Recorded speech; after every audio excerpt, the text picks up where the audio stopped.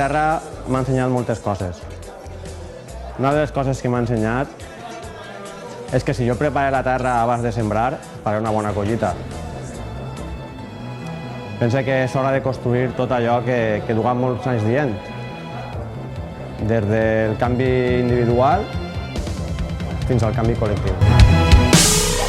En estos se vist la llum que canviarà el demà, la clau que invertirà la trajectòria, i si ens agafa la tempesta no ens soterrarà.